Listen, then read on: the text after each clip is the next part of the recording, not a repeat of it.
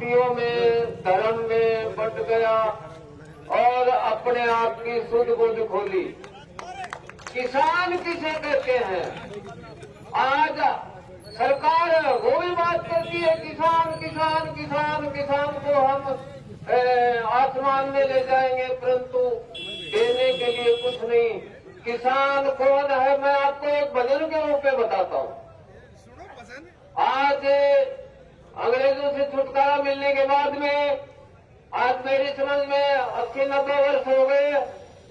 अरे 80 साल से आजादी का और नशा उतरता देख लिया और खुद खेती की कार्यकारिणियां दुखी होता देख लिया। कैसे?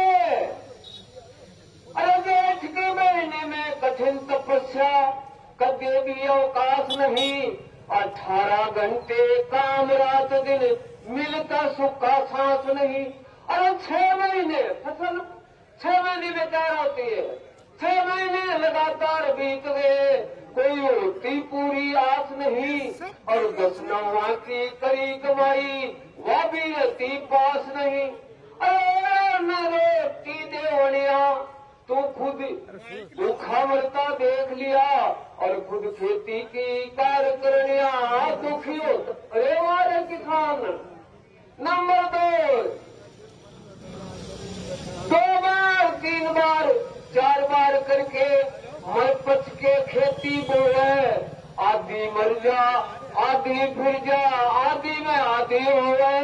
और 2 मन दाना खा के बता भाई तू किस किस का कर्जात हो गए। और खून पसीना एक रह फिर भी सुखते ना से। अब तो हम के महीने के माँ तू आग से रात निकालता देख लिया, खुद खेती की कार्यकारिणियां दुखी होता देख लिया। नंबर 3 सुनिए किसान। अरे अब तो जागो किसान, सुनो क्या हालत है तुम्हारी। एक एक दाना चुन चुन करके अपने परिवार से इकट्ठा करवावे और अपने बोरी भर के अपने साधन से तू बाजार में पहुंचावे। 1 2 3 की बोली में तू अपना माल लुटावे। बीज बाड़ा भी आया कोन्या से दुड़ दुड़ पछतावे। तेरा कर्जा उतरा कोन्या, तेरा कर्जा उतरा कोन्या। आत्महत्या करता देख लिया, खुद खेती की कार्यकारिणियां दुखी। अरे किसान आखिरी कभी सुनिए आप। 5 साल से ये नेता वोट लेने के लिए आएंगे और आप कर करके नमस्ते तुम्हें गला से लगाएंगे। देखो तेरी कितनी। अरे तेरे को मूर्ख बनाने के लिए तुम्हें दारू खूब पिलाएंगे। अब की बार मानो वोट देते हम धरती पे स्वर्ग लाएंगे। देखिए तुम्हारी कहानी। वोट लेने के बाद में ये नेता करोड़पति अरबपति होते देख लिया और खुद खेती की कार्यकारिणियां दुखी होता देख लिया। किसान साथियों में 83 वर्ष को हो। खैर बदनी को नहीं हूं मैं, बदनी नहीं हूं मैं, परंतु ये किसान की जो हालात है वो आपके सामने। एक बात और बताऊं किसान साथियों, मेरी 2-3 बात पर जरूर अमल करना। कौन सी? कान खोल के सुनो बताऊं, मिलती कमी किसानों में। और भाई सुनियो, कान खोल के सुनो, कान खोल के सुनो बताऊं, मिलती कमी किसानों में। ताश खेलते शराब पीते बैठे बैठे सोगानों में, आपस में सिर फोड़ फोड़ कर बैठे रहते कोर्ट कचहरी पुलिस थानों में। अंधाधुंध खर्चा कर दिया ब्याह शादी मृत भोज के पकवानों में। और एक और भी फायदा, अरे बूढ़े नौजवान और बच्चे उछल कूद कर रही डीजे के भद्दे भद्दे गानों में। देखिए, बहुत शर्म की बात है, आज हमारी ये जो ना किसान की औलाद है वो इतनी बुरी सीढ़ी पे चढ़ने लग गई। आप मैं सभी से एक निवेदन करता हूं कि इस तरफ ध्यान दें, हमारी औलाद को सुधारें। बहुत बहुत धन्यवाद। जय जवान जय किसान।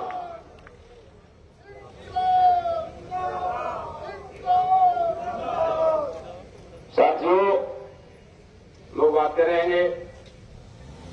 आपकी सहमति से मैं आज की सभा की कार्रवाई शुरू करता हूं। आप सब लोग यहां जो बैठे हैं, आपको पता है कि आज का दिन इस जिले के लिए बहुत महत्वपूर्ण दिन है। 1986 में जब इस जिले में बिजली की रेटें बढ़ाई गई थी राजस्थान में, तो इस जिले में हजारों हजार किसान इकट्ठे होकर के आंदोलन किया था और उसमें बालूराम जी 12 आज ही के दिन 12 फरवरी को शहीद हुए थे। इसलिए आज जिले का शहीद दिवस है। मैं मीटिंग शुरू करने से पहले आपसे निवेदन करता हूं कि आप 1 मिनट खड़े होकर के बालूराम की शहादत को नमन करेंगे। 1 मिनट सभी साथी खड़े होंगे।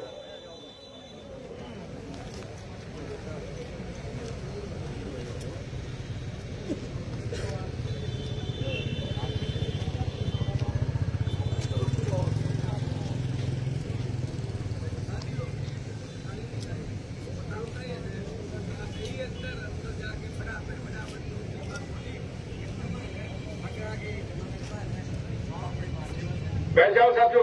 शहीद साथी बालूराम अमर रहे, शहीद साथी बालूराम अमर रहे, शहीद साथी बालूराम अमर रहे।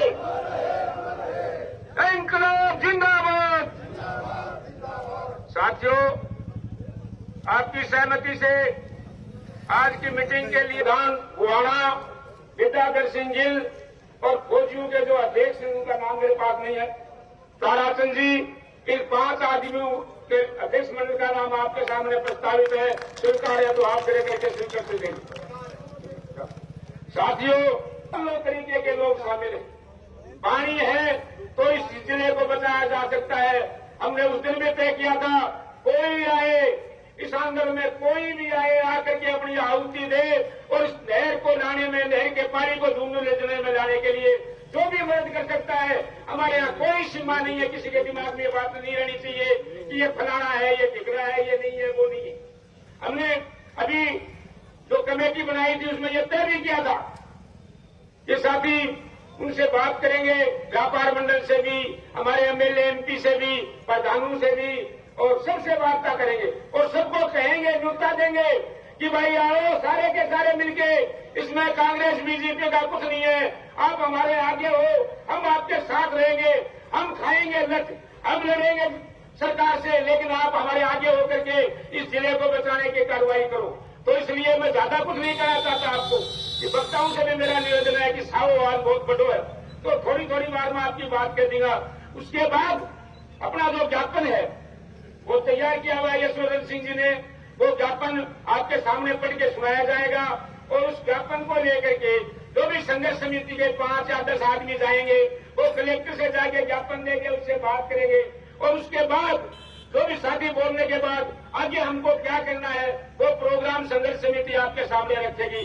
इसलिए सबसे पहले मैं अपना जो ज्ञापन तैयार करवाया है, मैं यशवर्धन सिंह से अपील करूंगा कि वो ज्ञापन पढ़ करके हम आम जनता को बताएं कि भाई इस ज्ञापन में ये हम मांग लेकर के राज्य सरकार के पास जा रहे हैं। साथी यशवर्धन सिंह जी।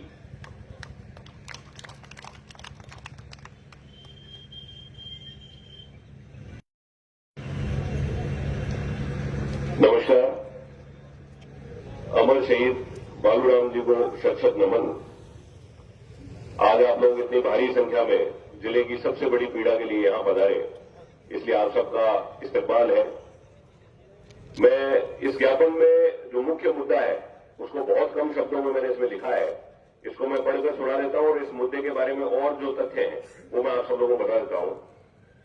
ज्ञापन लिखा है मुख्यमंत्री महोदय के नाम, माननीय मुख्यमंत्री महोदय राजस्थान, विषय यमुना जल समझौता लागू करवाने बाबत। महोदय, शेखावाटी का झुंझुनू जिला गंभीर जल संकट की स्थिति में आ चुका है और जिले के सभी 8 ब्लॉक डार्क जोन घोषित किए जा चुके हैं। जमीन का पानी लगातार नीचे जाता रह रहा है। आज से 15 साल पहले जल संकट पर छपी अंतर्राष्ट्रीय एजेंसी नासा की रिपोर्ट इस इलाके की गंभीर होती स्थिति के बारे में बताने के लिए काफी है, जिसके अनुसार पूरे विश्व भेज दी। मगर 4 साल गुजर जाने के बाद भी आज दिनांक तक केंद्रीय जल आयोग काबू से बाहर हो जाए।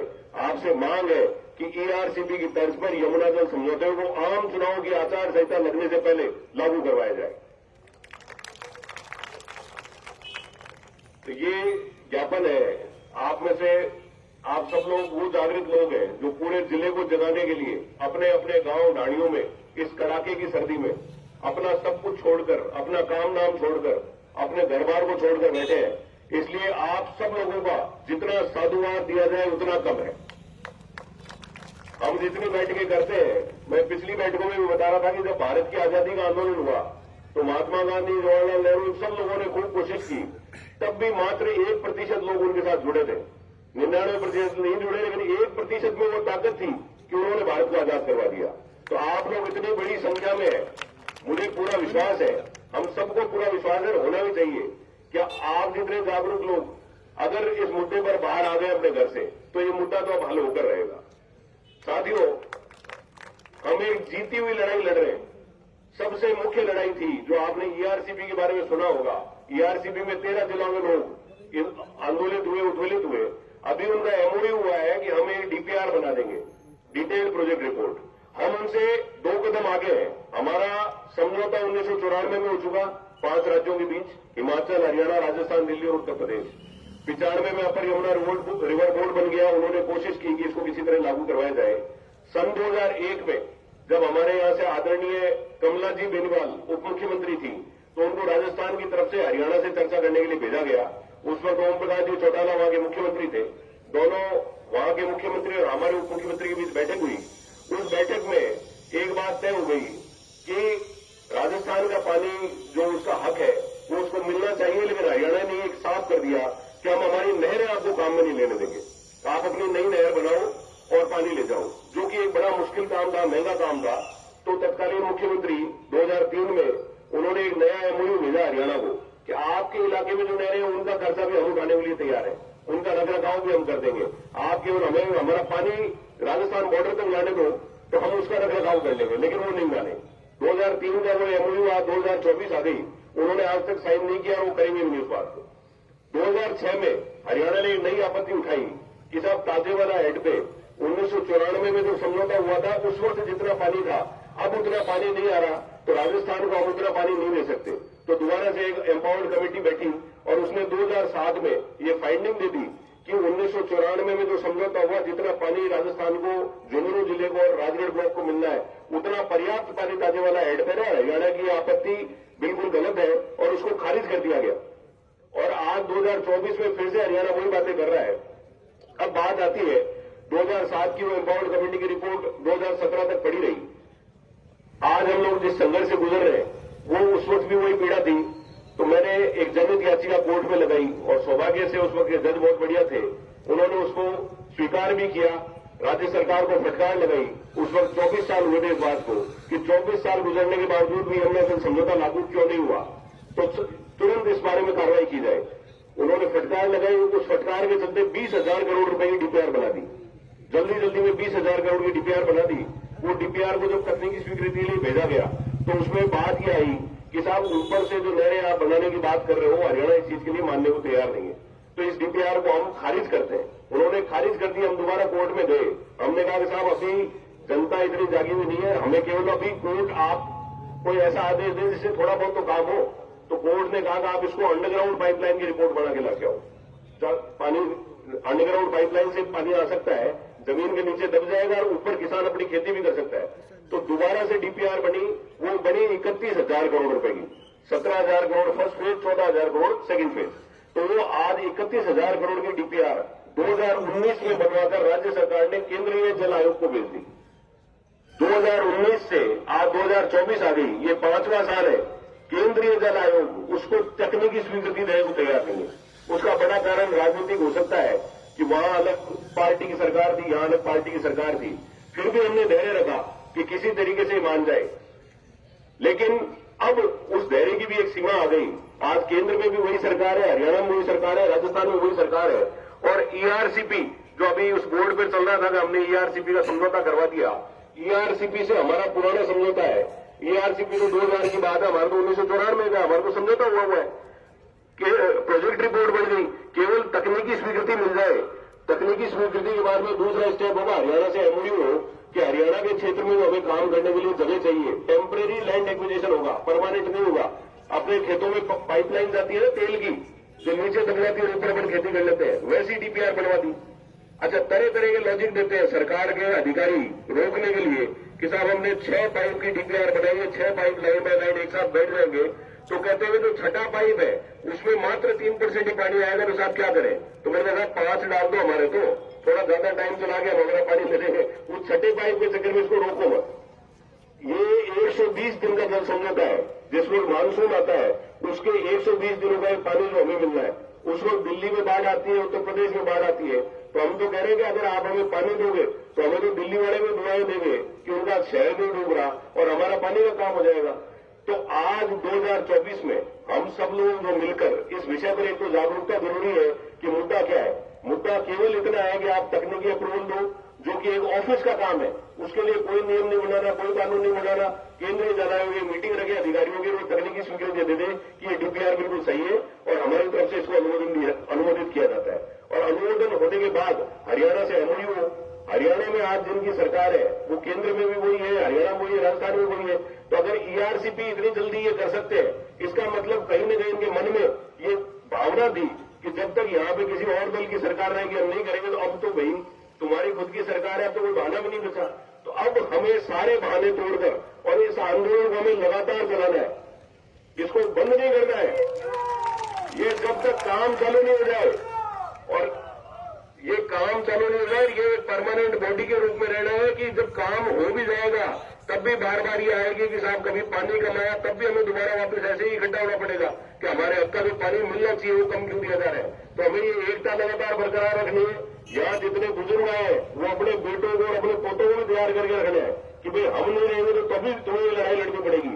और ये अपने भविष्य की लड़ाई है, ये हमेशा की लड़ाई है, और ये किसी जाति, किसी धर्म, किसी वर्ग की लड़ाई नहीं है, ये सबकी लड़ाई है। इसलिए हमें सभी जातियों को, सभी धर्मों को साथ लेकर चलना है। आप लोग इतनी बड़ी संख्या में पधारे हैं इस पावन मुद्दे के लिए, आपका बहुत बहुत आभार। साथियों, ये जो ज्ञापन हमने राज्य सरकार को देना है उसकी मोटी मोटी बातें आपने देख ली। हम इस ज्ञापन के ऊपर जो वक्ता हैं वो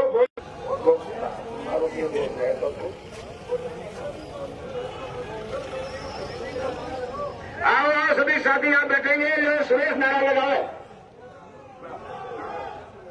हमारे नारे हैं, मैं बोलूंगा मैं भी मांगू, आप बोलेंगे नहर का पानी, तुम भी मांगो नहर का पानी, हम सब मांगे नहर का पानी। अरे मैं भी मांगू, अरे तुम भी मांगो, अरे हम सब मांगे, अरे गांव मांगो, अरे शहर मांगो, अरे बच्चा मांगो, अरे बूढ़ा मांगो, अरे लेके आएंगे, है हक हमारा, है हक हमारा, है हक हमारा। अरे मैं भी मांगू, अरे तुम भी मांगो।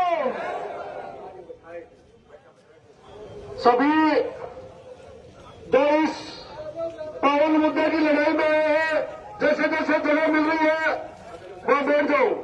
अरे ये तो लिए लड़ाई है, ये तो लिए लड़ाई है, अरे हम लेके रहेंगे, है हक हमारा, है हक हमारा।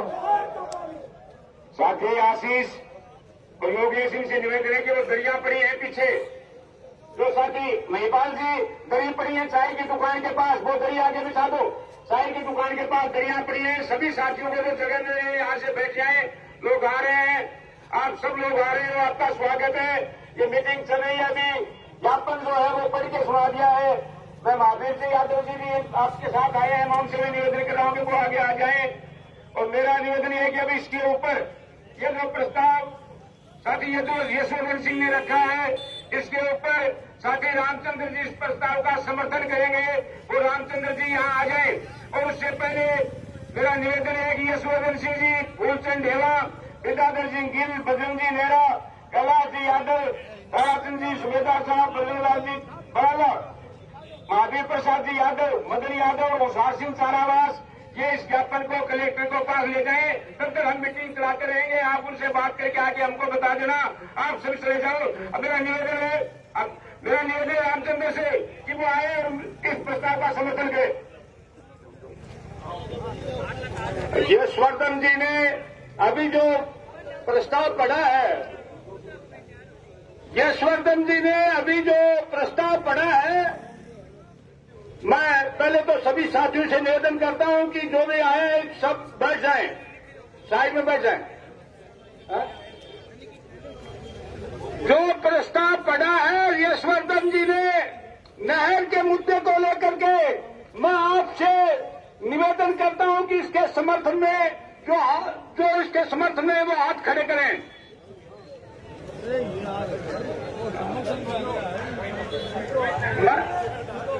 किसान एकता, किसान एकता, यमुना जल हमारा हक, हमारा लेके रहेंगे, यमुना जल हक हमारा, यमुना जल समझौता लागू करो, यमुना जल समझौता लागू करो।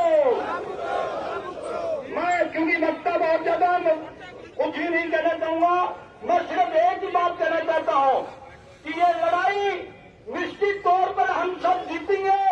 अभी अंगड़ाई ली हमने, अभी तो हमने अंगड़ाई ली है और इसी अंगड़ाई की गूंज दिल्ली तक पहुंच गई। गजेंद्र सिंह शेखावत को भी बोलना पड़ रहा है कि यमुना जल समझौते पर समझौता करवाऊंगा। घनश्याम तिवारी को ये बोलना पड़ रहा है कि यमुना जल समझौते पर यमुना जल समझौता लागू करवाएंगे। तो मैं कहना चाहता हूं कि इस संघर्ष को हम आगे बढ़ाएंगे, पूरी ताकत के साथ सारे किसान मिलकर के लड़ेंगे, पूरे झुंझुनू जिले की जनता मिलकर के लड़ेगी। लेकिन मैं सिर्फ एक बात कहना चाहता हूं, सारे वक्ताओं से विशेष ध्यान दें कि यह लड़ाई किसी एक पार्टी की, किसी एक संगठन की लड़ाई नहीं है। ये लड़ाई झुंझुनू जिले की समूची जनता की लड़ाई है। और इसलिए मैं आपसे निवेदन करना चाहता हूं कि जो भी वक्ता यहां बोले वो बिल्कुल न तो किसी पार्टी की प्रशंसा में गीत गाए, न नेताओं की प्रशंसा में गीत गाए और न आलोचना करे किसी भी पार्टी, किसी भी नेता की आलोचना भी नहीं करे। यहाँ हम, क्योंकि यह और अलग आंदोलन है, जो दूसरे आंदोलन सरकारों की जन विरोधी नीतियों के खिलाफ लड़ते हैं, वो मंच दूसरा होता है। ये लड़ाई कांग्रेस, भाजपा, कम्युनिस्ट और दूसरे जो पार्टियां बसपा, सपा जो भी, उनसे ऊपर उठ करके, दलीय राजनीति से ऊपर उठ करके हमें इस लड़ाई को लड़ना पड़ेगा। मैं यही कहना चाहता हूं, बोलते वक्त संयम रखें। धन्यवाद। ये जो प्रस्ताव आपके सामने रखा है, आप सब लोगों को इस बात का पता है कि अभी बात हुई है। हमारे बाद में यमुना के जल का समझौता हमारे बाद में लागू होने के बाद आज आपको जो है CRP में पानी मिल गया 21 दिनों को, और हमारा समझौता 1994 में हुआ, आज तक हमको पानी नहीं मिला। ये दोनों की जनता है। हम प्रशासन से कहना चाहते हैं कि हम टकराने में किसी से कम नहीं, हम लड़ जाएंगे और इस जिले की जनता को बचाएंगे किसी भी सूरत में। हम उस जिले के निवासी हैं जिसने 1971-72 के युद्ध को जीता है। हम उस जिले के लोग हैं जिसने जमीन जोतने वाले की बिना मुआवजा लेके जीती है, और हमारे सब नाम जमीन है। छोड़ के चले गए वो जमीन के मालिक होते थे, जमीन की बोले मारी, और हमने लड़ाई लड़के उनसे बिना मुआवजे लिए।